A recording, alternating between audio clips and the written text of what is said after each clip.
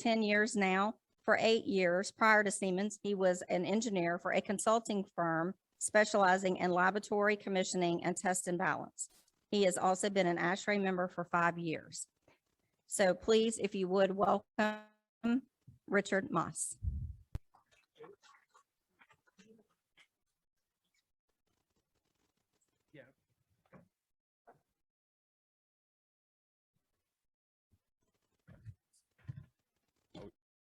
Your tablet. There you go. There you go. I've also brought someone else with me. The manager of our actual product is driving the computer there. That's Drew Gibson. Whenever you don't like ABT, we blame him. He's attempting to pull up. We're going to just do a live demo of the actual controller so you guys can see how the software actually works. It's kind of my understanding that this new product isn't really broadly installed in this part of the country right now, but it's not new. It might be new to you guys, but it's not new. The DXR product line is what replaces all of our VAV. Oh, can we?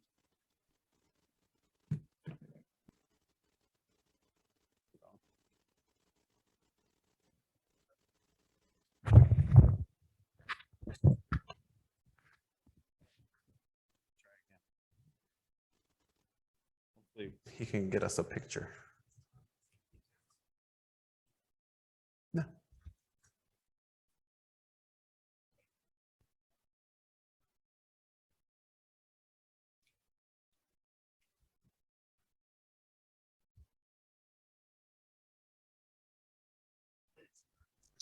So a little bit about the product. There's actually one sitting on the floor there next to him.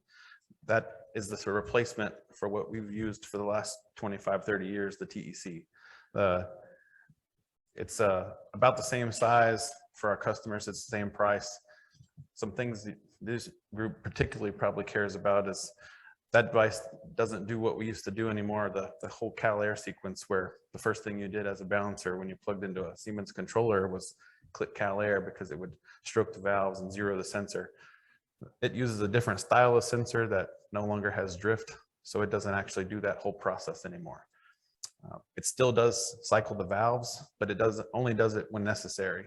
So anytime the valve or the damper, anything pulse width or floating gets to the 0% or 100%, it overdrives the actuator to zero the signal. It's the only time it doesn't.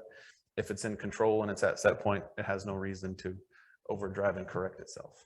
So just from a perspective of first steps, and tab has always been on a VAV, oh, let me do Cal Air first because that was step one. That step no longer exists. Just something important for you guys to know. Hopefully he can get that fired up so you can see the picture.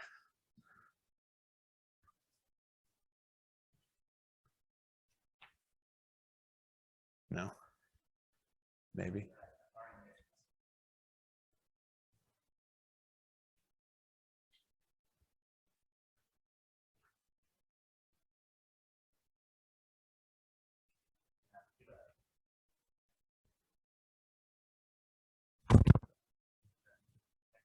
Yeah. Yeah.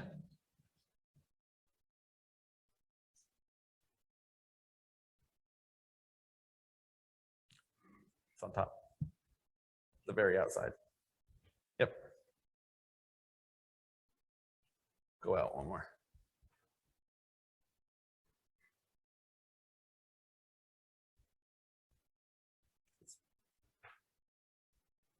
Nope, keep going. Yep.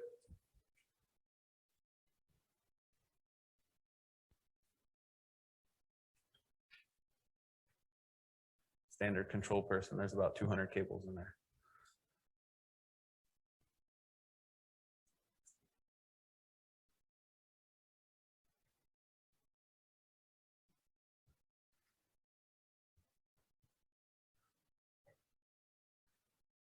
I have to apologize. I didn't bring any fish jokes.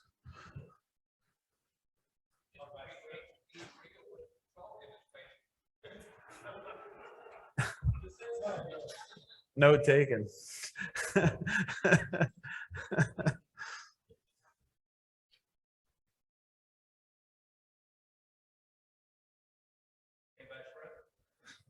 They're tasty. That's about it.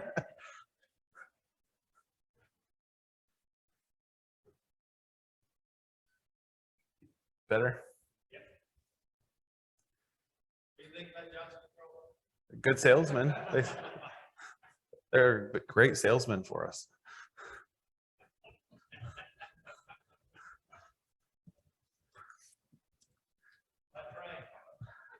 About same. Make a good chiller.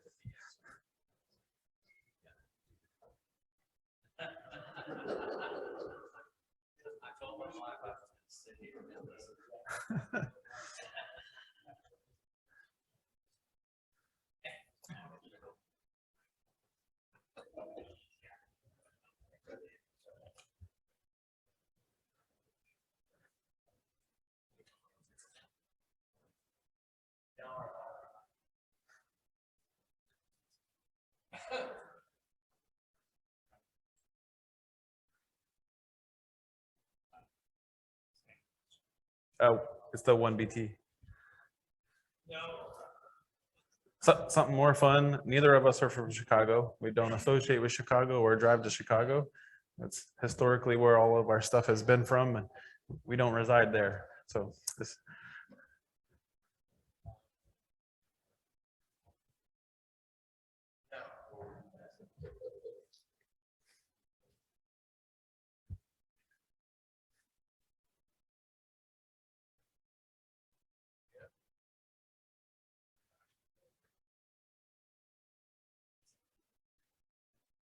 I will tell you from a tab perspective, we do sell a little tool kit box thing to connect to the thermostat. I don't prefer them. I don't sell them. I don't recommend them. Just a plain standard printer USB cable is really all you need.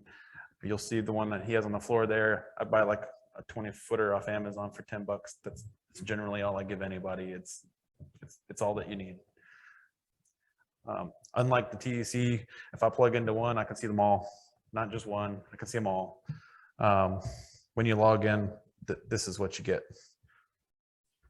So there's really two methods of operation to do tab on a DXR. Ginger's going to share a link. I sent a PDF of a balancing manual for how to balance the DXR. It's going to tell you to use the favorites button. So our software team picked what we thought would be what everyone would desire as a favorite and kind of put them together. So when you go to the DXR, it has just about everything you need in one place to do what you want to do. So there's startup and checkout. You're not the startup guy, we are. So you can go there and there's a lot of good information there. It's not necessarily what you need. You're going to live in favorite balancing.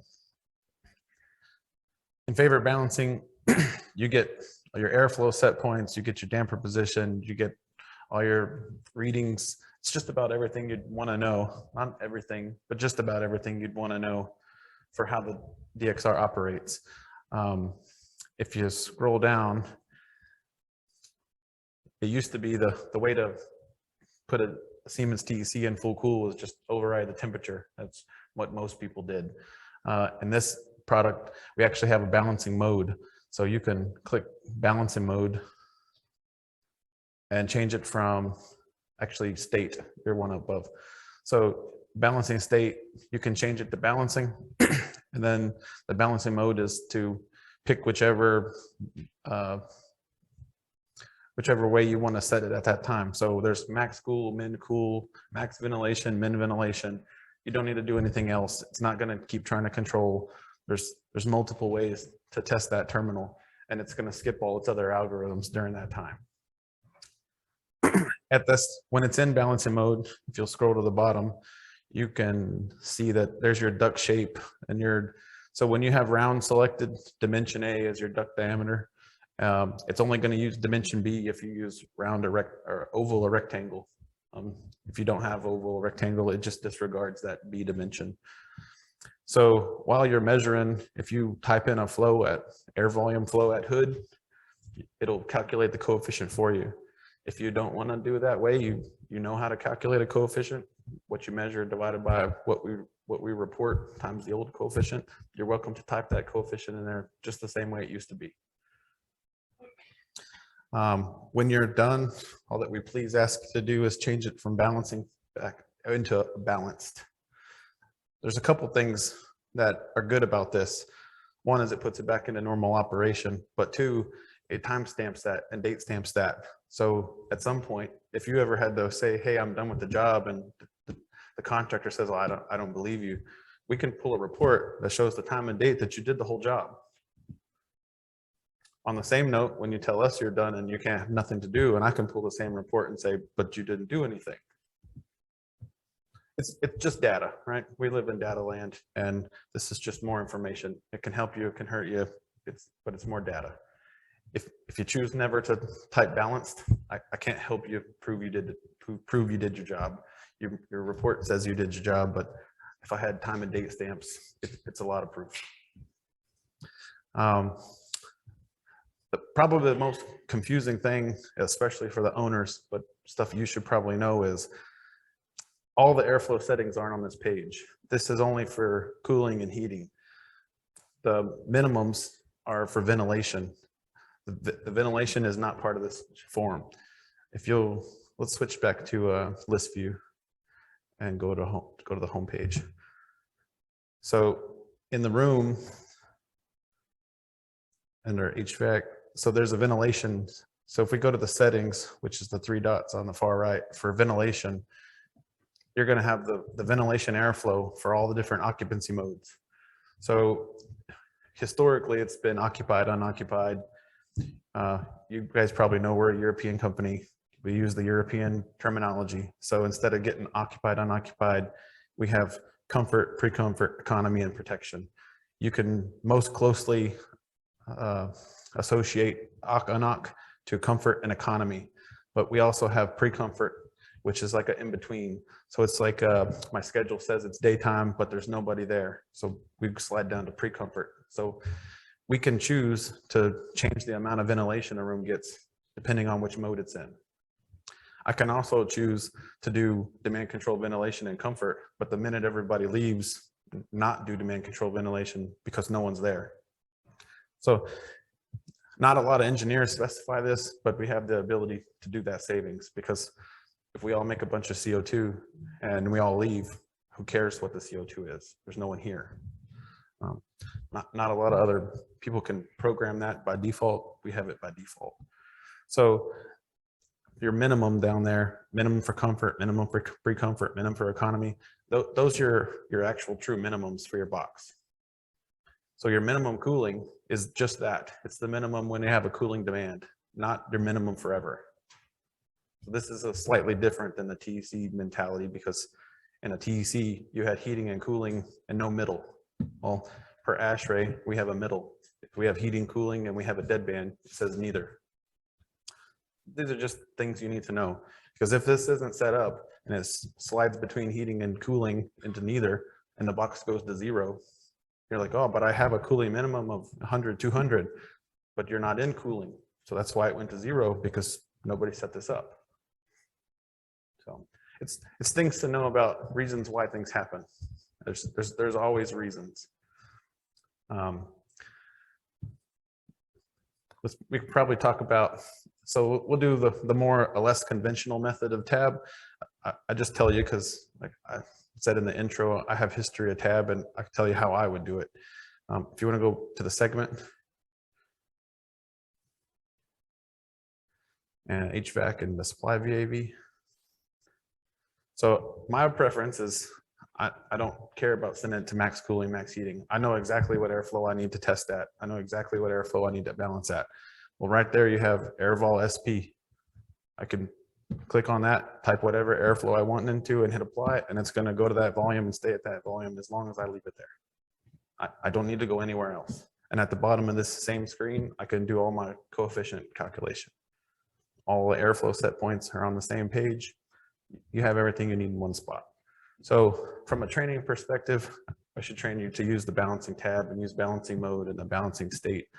but you're perfectly welcome to balance in the same way.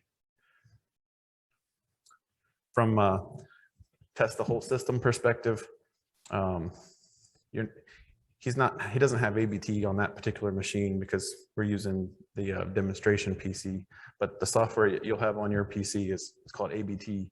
And when you discover the DXRs, you get the whole list.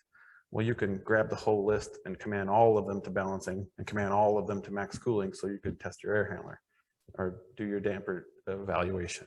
So I can't show you the demo of mass commanding because we're plugged into this one without software, but it's also a good point to know is he's plugged into that DXR with no software. He has nothing on that machine. When you plug into a DXR, the software, the interface is the DXR. It's not the software on your machine. So every DXR out there, you can log into it and work on it with no software at all. So something good to know. If you have to plug into one, you don't need any software. You need the software to run reports, do mass commanding, do mass changes. But if you don't need to do that every day, you need nothing. You need a cable. So it's good things to know.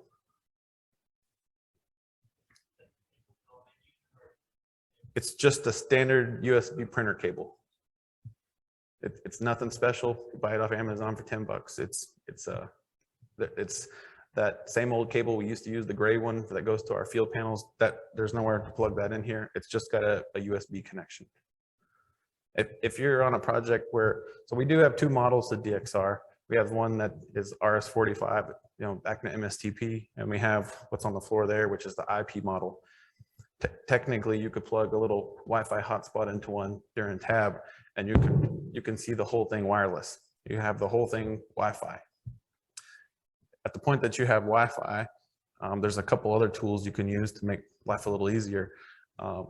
Whether you're Apple or Android person, you can go to the App Store and download ABT Go. ABT Go can see and do everything that ABT can do. So if you want to put it in balancing, if you want to correct it, if you want to check it, you can do it from your phone, as long as you have a way to connect to it. The kicker there is you have to have a wireless connection to that system. That's the gap. So if you're not in a place where you can connect to that system with Wi-Fi, you're kind of at a point where you can't use that software. But if you can connect to it with Wi-Fi, it's another tool to use. So I wonder if anybody had any questions about this that I can maybe explain.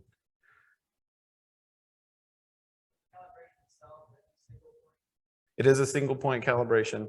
So the airflow sensor that is in the non-laboratory product is not a Siemens manufactured sensor. We buy that sensor from a company called Sensirion.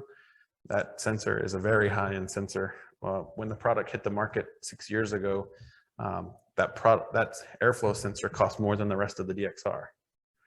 We've since used the power of Siemens to buy a bajillion of them and get the price to be good. But at the time, it's a very high-end sensor. It is a pass-through sensor. It's a mass air sensor, so there is no diaphragm in it.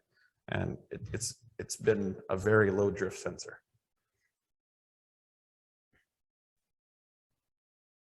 Hence the no cal air. That's why we don't do that anymore. But the laboratory product still uses a diaphragm-based sensor, and it still does do a calibration cycle 4 times a day.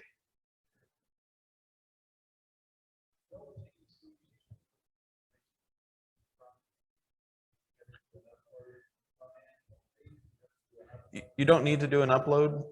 The only caveat to that I'll tell you is if you make a bunch of changes and pull the power immediately, you might lose some, because it does write itself to non-volatile memory over time, 10, 15 minutes.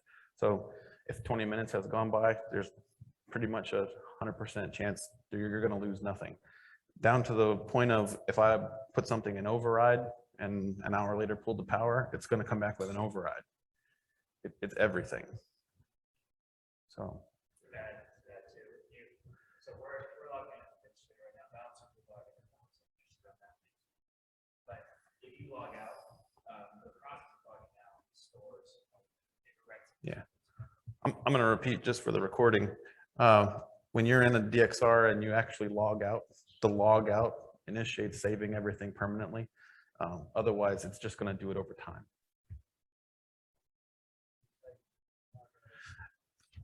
I mean, unless there's some chance that you're going to lose power in the next 10, 15 minutes, yes, log out every time, but it's going to save it. So your override would be safe, Yes. but you have to. If you can't just power cycle them to lose your overrides, that is accurate. We do not have timed overrides in the DXR. This isn't part of this particular presentation, but we have another front end we push now called the Zigo Optic. It's for smaller sites, it's for commercial sites. There are timed overrides in that system. Probably something else to know, you see the top of that has a red bell. The red bell is going to take you to whatever problem that it has. It's going to also tell you anywhere you have a problem with, so you must have disconnected the thermostat. It's a bad tattletale to tell you what's wrong. If there's anything not completely perfect in that controller, it's a tattletale in itself. It's going to drive you right to what's the problem. When we first hooked it up 20 minutes ago, the wire for the airflow sensor came undone and it had an error and it had line break. And it even tells you what happened. It says, oh, I got no wire. So he's gonna. Correct. So but you need the ABT software for that, not logging into just one. You certainly can. If you leave something in override, when you get done with that, let's put something in override so you can see you get instead of it saying normal on front of a point, it's going to say intervention active. Like I said, it's a bad tattletale on itself. Unless the controller is in complete automatic operation, it's going to tell you something is overridden, something's in alarm, something's broken. See, you have a hand there, and go to the home or hit the 9 dots.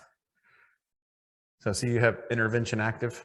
Unless 100% of the controller is normal, you get the tattletale. So if you log into one, no matter what it is, if you have something in override, you get told about it. I particularly like it because my technicians will call and tell me, hey, something's wrong. Okay, show me.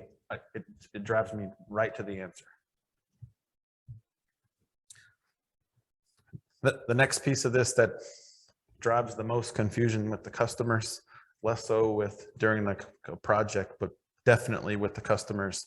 Let's change from field bus back to app, is the temperature set points. Historically in a TEC, you had day cooling, day heating, night cooling, night heating, or the thermostat. That's it. That's all we had. So we have quite a bit more complexity to the temperature set points now. So now you have, what we talked about, the occupancy modes: comfort, pre-comfort, economy, protection. Largely, you can kind of forget protection. Protection's kind of the intent for that is like a shelf space. Like, there's nothing there. There's nothing there. It's there for equipment protection only, just because we don't want to freeze pipes or burst windows or something like that. We generally don't actually use protection in most situations. So I usually only talk about comfort, pre-comfort, economy. So comfort is your most energy taxing mode. It means there's people there and it's daytime. So this is going to be standard set points. You have a heating set point, a cooling set point. He's got highlighted comfort cooling set point. So this is really the basis where everything starts. This is the cooling only, and then you have a heating only. The difference between those is your deadband. So if I put 72 and 70 for cooling and heating, that 2 degrees is the deadband. So if my temperature is between those two, my heat cool state is going to say neither, because I have no heating demand and I have no cooling demand. It has a true, as defined by ASHRAE, deadband. The TEC did not have this. We had heating or cooling. You were in one or the other, even if you had no demand. So let's say it's daytime and everyone leaves. Occupancy sensor says, hey, I have no movement. I'm going to shift from comfort down to pre-comfort, because that's all that is, hey, I have the ability to reduce my energy consumption because no one is present. For the temperature set points, we call that the shift. So all we're doing is defining how much bigger can my deadband be when no one exists. So it's not an actual temperature set point, it's just a shift. So if I had 2 degrees of deadband with everyone there, I can say I want 4 degrees of dead band with everyone not here. The nice thing about the shift is if my occupant has raised the temperature 5 degrees, it's not going to do it from the default set points. It's going to be expanded dead band from where the occupant has moved it. So we're just growing the dead band around the current set point. Then you move to economy. So you have your economy set point, and it's just like the comfort was, where it's a fixed set point. It's nighttime. This is my fixed set points. I type those in as well. So it doesn't seem really complicated when it can be explained well, but I can tell you with no instructions, it confuses a lot of people. Mostly because of the terminology. So for the pre-comfort and the economy settings, you can just write directly to them. If you're going to change the comfort settings, because it's the basis for everything, if you type a number in there, it's an override. It's not the permanent number. If you want to change the permanent number, you need to change the default value. Everywhere in this platform, there's 3 dots on the far right. Maybe go back a step. So you see on the far right of the screen, there's 3 dots. That's basically to access the properties of that point. If when I tell people to click the properties of a point, that's what I'm always talking about. So when you click the properties of that point, you can change the default command. So if you wanted to permanently change a setting for a controller for temperature set point, you would change the default. Otherwise, it's an override because the operator probably didn't intend to do it permanently. Probably the last really confusing thing about temperature set points, when you log into a controller, there's a point called room set point. It doesn't do anything. It's not the set point. It's the feedback of what's displayed on the thermostat. That's it, nothing else. So if you went and overrode room set point and then you're frustrated because it did nothing, it's because it doesn't do anything. It's not an input, it's an output. So this is probably hands down most frustrating thing for an occupant who didn't get trained on how this works. Say again? No, it doesn't force anything. It does nothing. So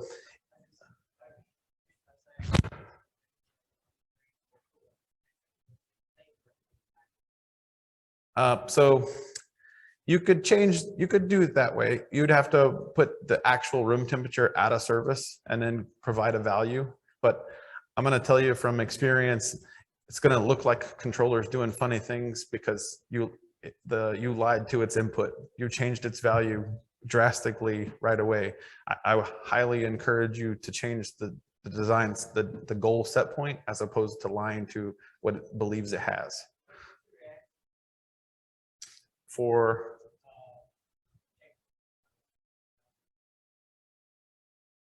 It's instant. It's instantly going to start going to it. So let me see if it's on. Go back one more. I'm looking for the effective cooling, effective heating.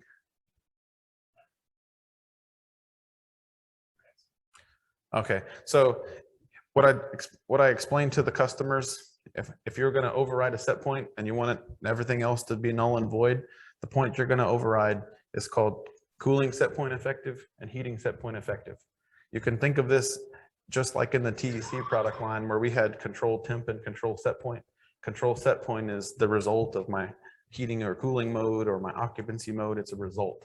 So the effective is the result of whatever mode I'm in, whatever adjustment the occupant has used. So if I override that, it is the end all be all set point until someone releases it.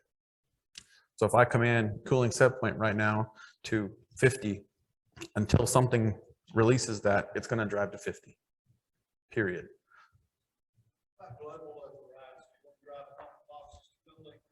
My suggestion there would be to globally set them all to balancing and globally set those to max cooling. So you can do that without one of each individual. Sure. You can do as many as your software can see. So if you plug into one and you can see 50, you can command all 50. Sure. As only as many as you highlight. Yeah. It's pretty flexible in that way. And at the same time, you could run a report on those same controllers to give you a bunch of data from each one. So there's a lot of tools for that specific purpose. As of today, that Windows or that Go software that goes on your phone, it doesn't have mass commands or things like that. I'll tell you, we're trying real hard to make that a thing so that you could literally do your whole job from your phone or your computer. It is a goal.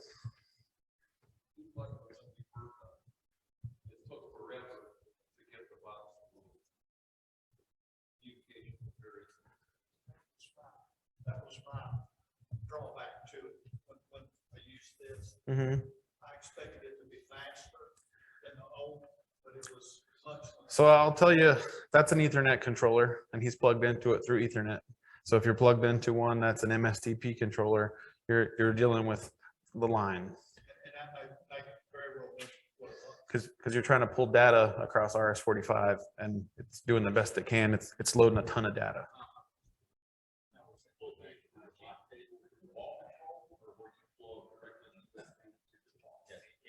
I was plugged directly to the box. Yeah. So another thing that's probably good for you guys to know, he's plugged into one, but I can open 2, 3, 4, 5 of them at a time from the same place. Right, yeah, we could do that. So It was just extremely slow, and they had everything to do. yeah. With the As an organization, we press upon the customers as heavily as possible that we desire them all to be IP. This makes your life easier, it makes my life easier, it makes maintenance easier, makes the data easier. We don't always get what we want. We all know that. I strongly encourage that use either a data cable or USB. I don't even like to tell people that the thermostat connection exists. It's really slow. it's really slow. If you're going to try to work on more than one DXR at a time, you'll be frustrated using the wall connection. Question from one of the attendees that watches virtually. Sure. And so just excuse me, it doesn't make sense to me, but perhaps it would. Ask how you test the HW valve or heating and oil performance testing. Okay, so it's probably good to know. So I tell our engineering department, I prefer them to use, I'm going to cover this broadly. The controller has the ability to do discharge temperature control as a heating objective. If the sequence called for it, we could use it just like a TEC where heating output equals heating position, and I don't care about the discharge temp. This is possible. But when he went in balancing mode and he went to full heating, it's going to drive maximum heating demand. So it's going to try to drive the whole valve and the whole temperature control. So that's part of the balancing mode. If you want to go to favorite balancer, and you can switch down to change it into balancing, and then you can change it to max heating. So that mode there, balancing with max heating, is going to drive the max heating demand. The other method you could do is to override your heating set point effective to 10, 15 degrees warmer than it is in the space. And it's going to drive the controller to max heating on its own. We absolutely do. If you want to go to list view segment. So there's your heating coil. So click heating coil. So heating valve position, perfectly eligible, capable of driving those valves to whatever you want. You sure can. Okay, yeah, it's still able to be commanded in the same way we did TECs from any outputs inputs type point of view. So yes, you can still command those valves up and down. I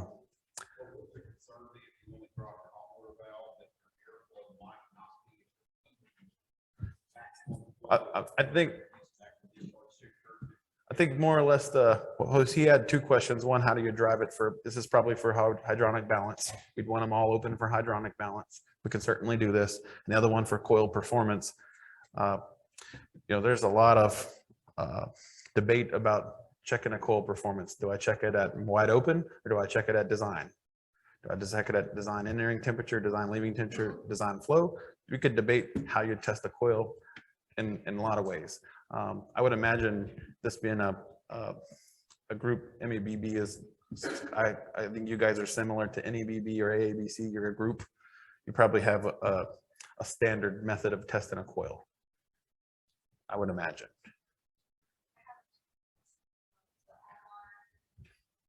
Can you test three-stage electric heating bi-stage? If you wanted to command them one by one, certainly.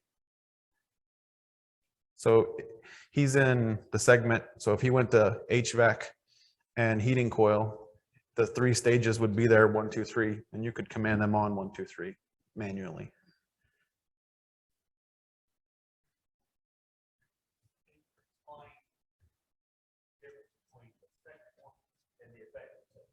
So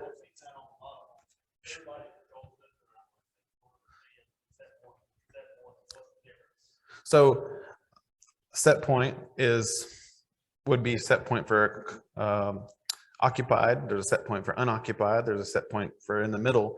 Effective is which of those am I using right now? So it's the end all be all answer.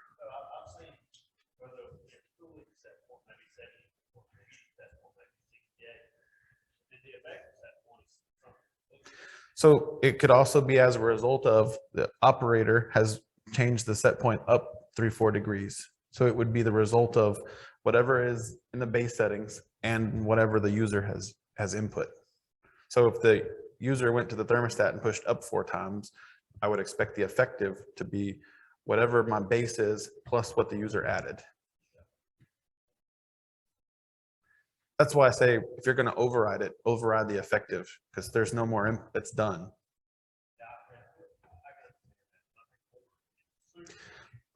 Totally understand. And that's why I bring up the room set point, because it seems to be pretty common. I go to sites and I see room set point on the graphic, and the owners have been overriding room set point. And for us, it's a feedback of what's on the display.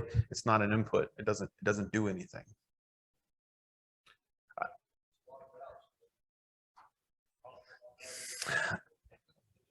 I agree, and I can tell you we're too far down the line to go change the 2 million or so that have been installed, because that'd be really confusing to say, oh well, what year did you put that in?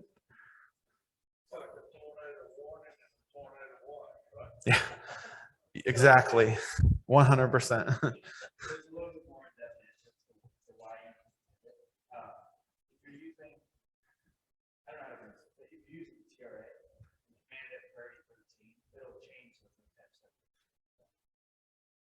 The shift will. Yeah. So that's why it's not that we just.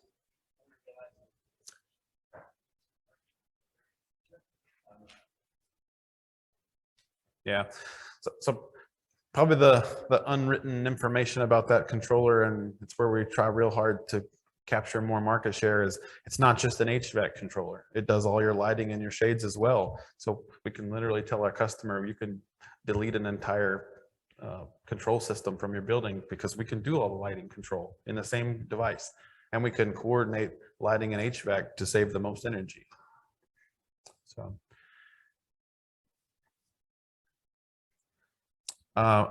if you see at the bottom there on the set point, we can actually do, it has seasonal compensation. So we can set a controller that monitors all the controllers, and by season, it'll adjust your base set points.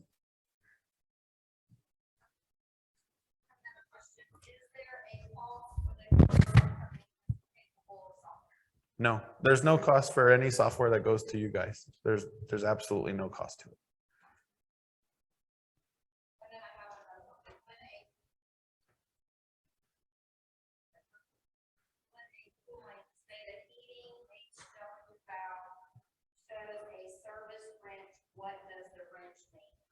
So when we talked earlier about Cal Air, and I told you when a floating actuator goes to 0 or 100 that it overdrives, the wrench is the overdrive. It's calibrating itself. So that's all that's doing, is the controller is overdriving the actuator to make sure that the timing and the position shown is as accurate as possible.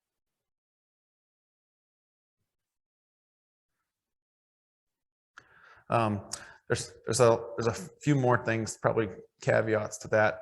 You might see wrenches here or there, kind of all over the place.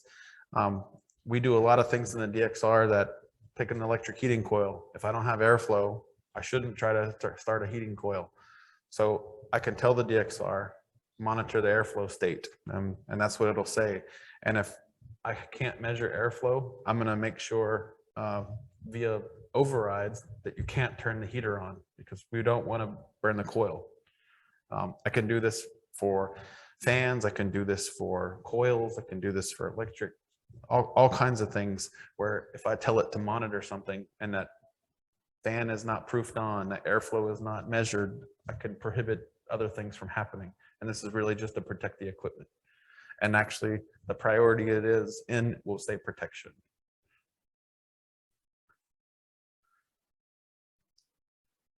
I don't think I'd enabled airflow state on this. Oh, you did? Okay.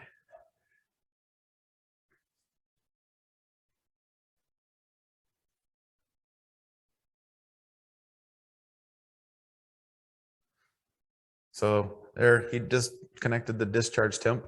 So it says line break. So if you log into a DXR and say clearly, hey, I have a problem. I don't have a line. It does a pretty good job of tattling on itself of what's wrong. So if your insulator or your painter clipped a wire and you plug in, it's going to tell my technician why it's wrong.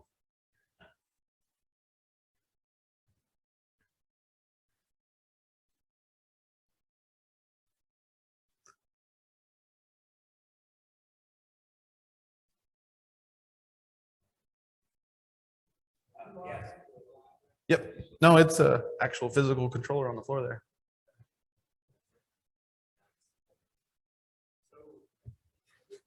First came out. Uh-huh. About 6 years ago. Yep. We're having huge trouble where we show up to a job site and we can't see anything. We've got the Siemens ABT program, whatever it's called on there. And then, and now this may be control guy specific. Yeah. You know what I mean? But some sites we go to, they have to actually download files into our computer before we can see the controller. Should not be the case. Well, I go to another job. Should not be the case. 5 days later. Yeah. And I hook in, same computer, everything pulls in. Yeah, Computer, I go another 5 days, can't do it, they got to pull in. So is that a Siemens guy, whatever they're doing out there in the Siemens world? Or. It should not be the case. You should need nothing to see the job. Now you need a login, you need a password, but otherwise you should need nothing. I mean, he's on the AV guy's computer. We have nothing on his computer. I think the issue that you're talking about is if they're MSTP DXRs, they have to be routed to a stationary controller. So you need ABT. What was that now? If they're MSTP RS-45 DXRs, you need ABT to view it because it's routed to another controller. If they're IP DXRs and you plug into the network, you can see them right away. The difference is if you're plugging in with a printer cable, then you can access the DXR directly from but that's the difference. With MSTP DXRs, you need the programs to access. So are there still MSTP ones out there? It depends on the customer, the contract. Like I said, we prefer IP. If you asked both of us, we would never sell another MSTP, but that's not every customer. So it is MSTP. MSTP is a little more challenging. And then, can I walk up, hook in without a control guide system? You should absolutely be able to do this. Again, you'll need a password, but most areas, I think we're probably the most guilty of this. Of regionally, we all use the same passwords.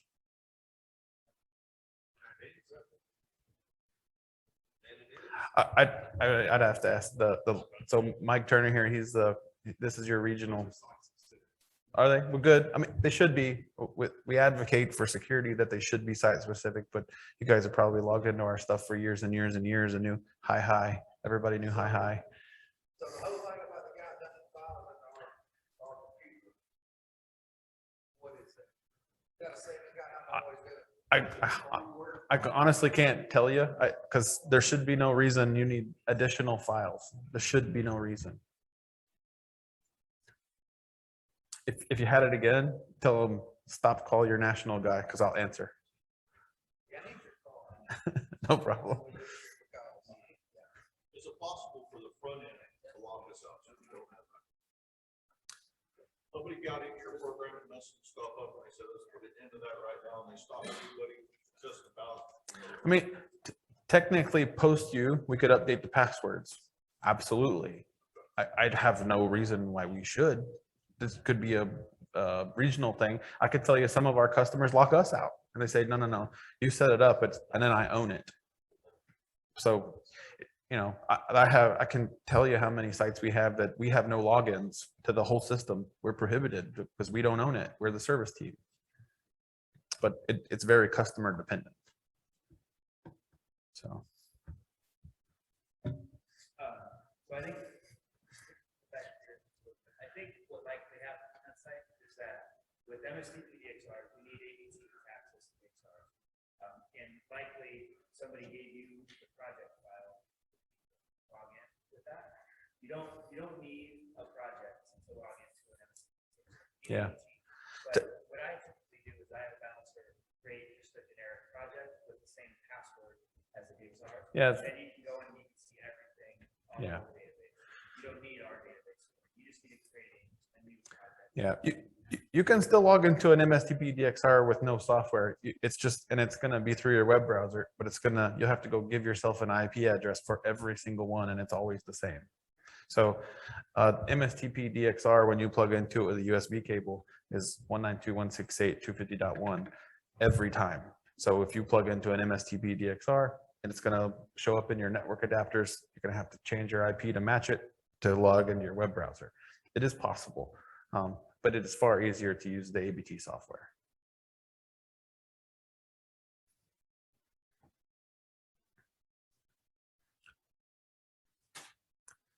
Any more web questions?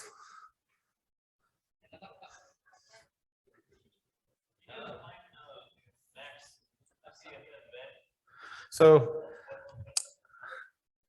The question, because they are having a difficult time understanding. sure. Which question? Okay, so the last question was, can I explain the vent max and vent min? If you'll navigate to those settings, I'll explain them. So we talked about how in the room HVAC coordination, you had ventilation settings, and that's your minimum ventilation for all your different occupancy modes. That is where you would set up demand control ventilation if you had it. Vent min and vent max. Vent min should really just be 0. It should just be 0 every time. There's not really a good reason why it should be anything but 0. And vent max is, what's the maximum amount of ventilation I should ever need to provide? I generally tell people, just because you could have demand control ventilation, just make vent max match cooling max. And it's not going to bother you.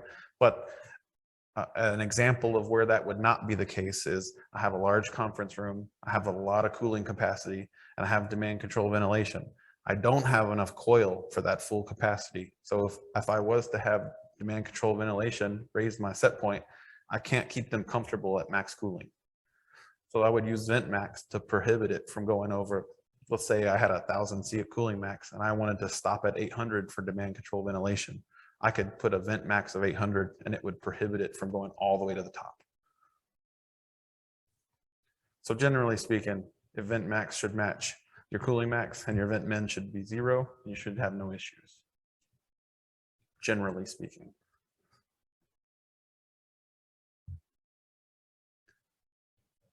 Sure. I've been asking Jim, he said to raise your hand. How do you lock out the thermostat? So there's a couple ways to do that. If we know up front, we can set it not visible, not up front. There's a second method of, if you log into the room unit, well, we can turn a lock on. The display on the thermostat will have a little lock and you could do nothing. The third way is if you wanted to do it long term, you would turn off local set point adjust and that would just disappear. So during the submittal process, have your software different Sure. You know the sequence of the operation you're trying to. Did you not ask the engineer that middle process about ventilation back, ventilation?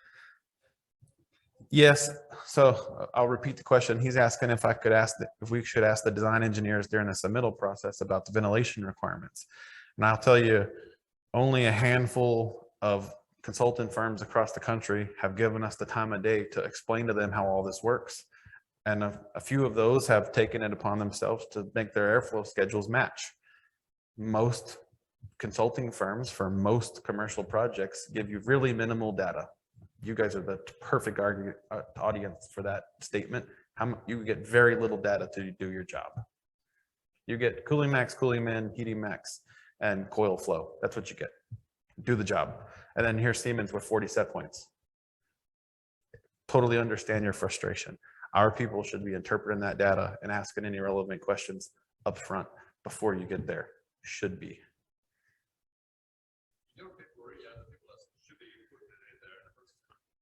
I 100% agree. So we use the programming for DXR is a centralized programming effort. Every bit of this information should match the schedule as installed. I 100% agree. You should only update what you have to change, not the initial. I don't think you guys should ever have to go and change it unless there was a project change and you said, yeah, I'll take care of it. I'll tell you, I've done many laboratory projects where I said, please, please, please, balancer, please don't change it. If you don't agree, punch list it so we can talk about it. Because if I don't know you changed it, you could make a mess we didn't know about. I would much rather you punch list me for the airflow error than to fix it in a way that isn't correct for the product. And now we're both happy and you get the change and I make sure that it goes in the correct way. If it's something simple, I want to change the cooling max from 500 to 550. You guys are more than welcome because we go on the schedules. I don't think I have to convince you guys that schedules and diffuser totals are mismatched all the time. It's like, come on, we know the engineers can't add. They don't add.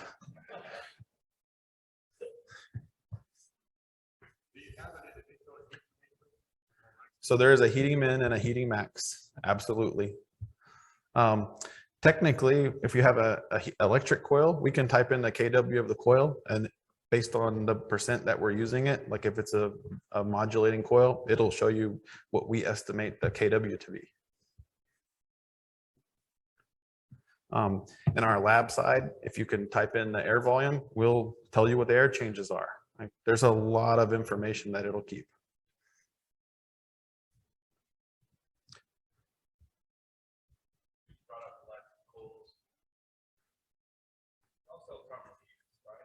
There is a brand of terminal units that we market. Yes, it's like the ZCU model. We manufacture them. I wouldn't say they're necessarily the Siemens brand, but they're Siemens tagged. Right. The airflow switch settings are allowed to be lower when you're controlling the start air temperature. They're pretty much the same. You know, it's a gray area. I think by mechanical code, you have to have a physical safety. Most of the time that can be accomplished by the thermal overload. In the case that you have an SCR heater, a lot of engineers will allow us not to have an airflow switch because we have a thermal and because we have internal safeties in our controller, but it's really job dependent. You know, most of your older engineers that have been doing this for a long time are saying, no, electric coil gets an airflow switch. I didn't ask you. So definitely with modulating. I'll also add for heating coils, the first 4 or 5 years of DXR, we did discharge temp control. The method that we implemented that was you typed in what the maximum temperature could be. And as part of the demand increasing, we went from 55 set point to 90 set point. And once we got to 90, we started increasing airflow. In the latest libraries, we also have exactly what ASHRAE says, which is delta between zone temp and discharge temp can't exceed 15 degrees. So you can type that in and we can implement that as well. So if we have a project that says, no, you're going to follow the ASHRAE standard, we can follow the ASHRAE standard.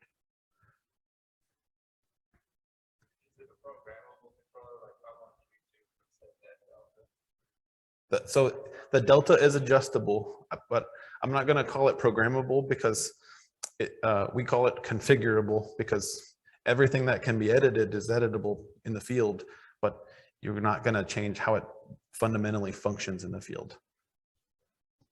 If I wanted it to change that, from 15 to Field adjustable, totally. It's just a set point. So if you wanted to change the max heating from 90 because I said that's what it should be, and you said, no, I want 100 in the room, field adjustable, no problem. If you wanted, I put 15 degrees to match ASHRAE and the customer said, no, I want 25, field adjustable, that's fine. Those are just properties. It's not necessarily changing fundamentally how it functions. Great questions, really, really great questions. So speaking of SDR heat, so typically SDR heat, you bang the heat on, that's for let's find that point back in the oven. It- So the ABT. You could command it on. Yeah. Is there another place I gotta go to take that timer out, give it that full 10 volts or whatever? No, if you command it to 100%, you get 10 volts. Yeah. No, I mean, if you're overriding it, it's an override. It's going to go directly to it. If you put a demand in, yes, it's going to PID loop up. But if it's an override, it's going to go directly to it.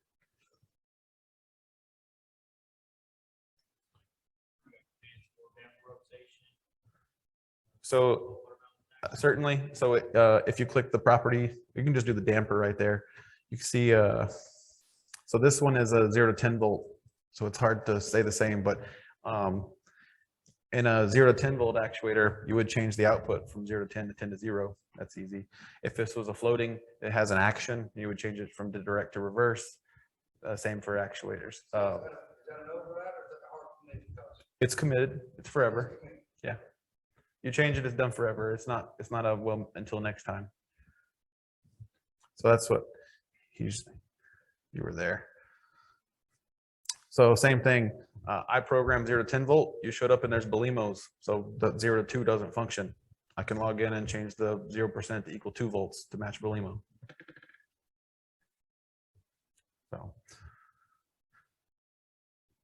So that's what he's changing. So I got process and signal value, which is, so 0 and 100% is 0 and 10 volts. Those are all that's editable. In the TEC product line for discharge temps, you got 10K for proprietary, 100K for backnet. That's it. That's all we got. This will do basically everything that the PXE will do. So if you want platinum RTD, you want a 0 to 10 volt sensor from Joe Bob, it'll take basically everything you want.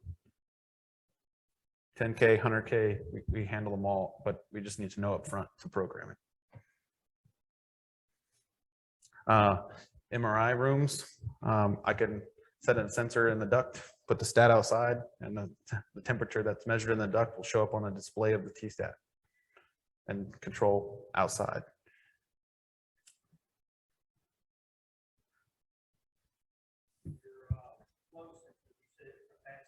It is a pass-through sensor. It's not a thermistor. There's nothing actually in the line of flow. It's a mass airflow sensor. So it's I could pull it. We don't worry about dust. And because it's so small, the velocity is high, so it doesn't get a lot of particulate pickup. Technically, the DXR can be disassembled and that sensor comes unpinned. It's not soldered to the board. So technically you could replace it if you had to, but it's basically the same cost to replace the whole controller.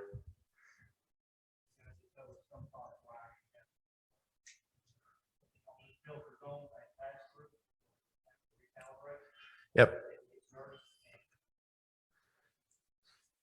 So we're close to 2 million installed, and I don't have factory recalls for airflow, and we're in some of the most critical facilities in the world. With some of the most critical customers who, quarterly check airflow.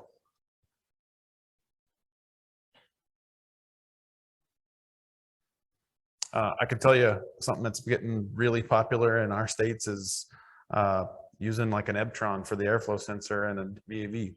You can absolutely wire that Ebtron to the DXR and it'll use it as the airflow sensor, or any other brand for that matter. As long as we can support the signal, I can use it as the airflow sensor for a VAV.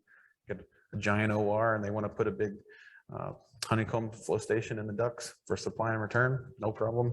Wires directly to the controller. The flexibility of that controller is essentially unlike anything we've ever had before.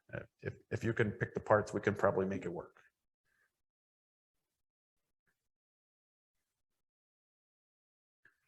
And with only about 10 models total, so the customer has very little shelf stock.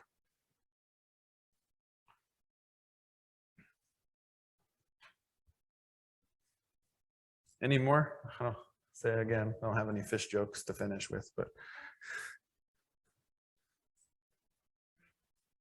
what you got? It's not like a guide for all this. There's mountains and mountains of information for this stuff. I included the air balance manual. You can absolutely give them my email address when you send them that, and if whatever information you desire, I can give you links for it all so you can download it. There's mountains of information for this stuff. We have tons and tons of help videos, how to walk through it, how to touch it, how to use it. There's a ton of information. So I can understand, you don't have to have ABT side on the computer to be able to connect. You do not. The very first job I did actually, I haven't downloaded it, get it already, and I went over there and did it. I prefer you do it because gives you more ability, but in general, no, you don't, because that, like I said, he's on the AV guy's laptop plugged into a DXR right now with no software. And there's a DXR on the floor there. One more, Okay, can you go over what the ABT Go is again? sure. So yeah, the question was, can I go over ABT Go again? ABT Go is just a light piece of software that exists on phones or tablets at the moment. As long as you have an ability to connect to the network, you can do pretty much everything you can. And I will say it's even easier and quicker. I wish we'd have put the Windows version on that machine. It would be easy to show you. I had it on the laptop I intended, but I also didn't know we were going to put it on a Zoom call. I would have showed you the Go software. We do technically have a Windows version of that Go software.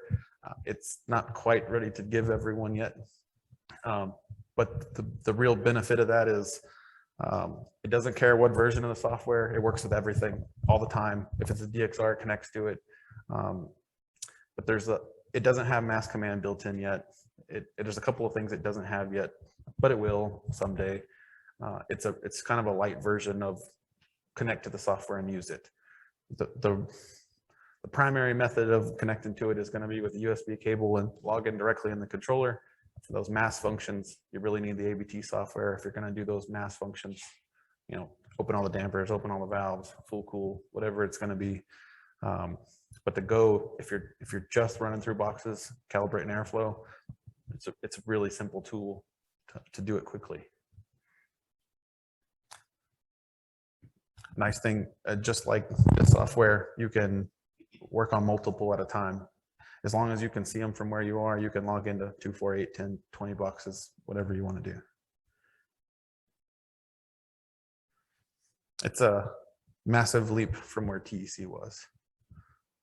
At the same time, it is a little more complex than a TEC. The TEC was a very simple device.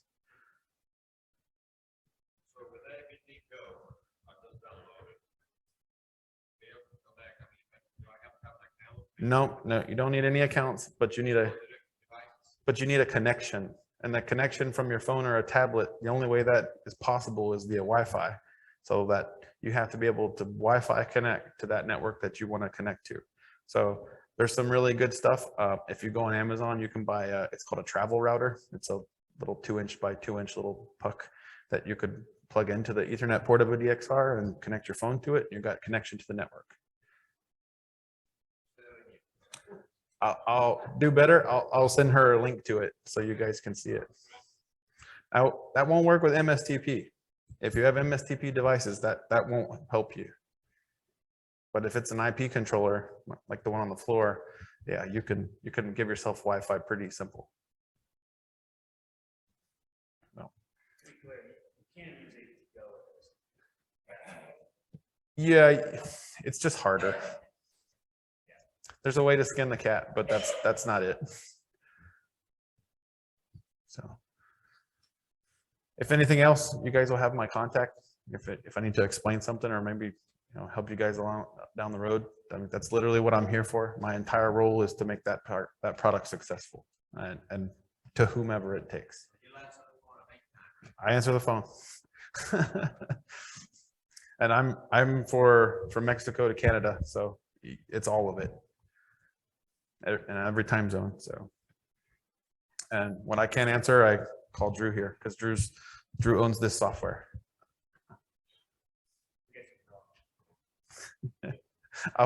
When I goes to voicemail, it forwards to him.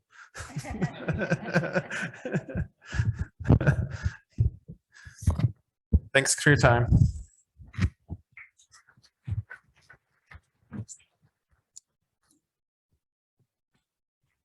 Thank you, Richard. We appreciate that. We're going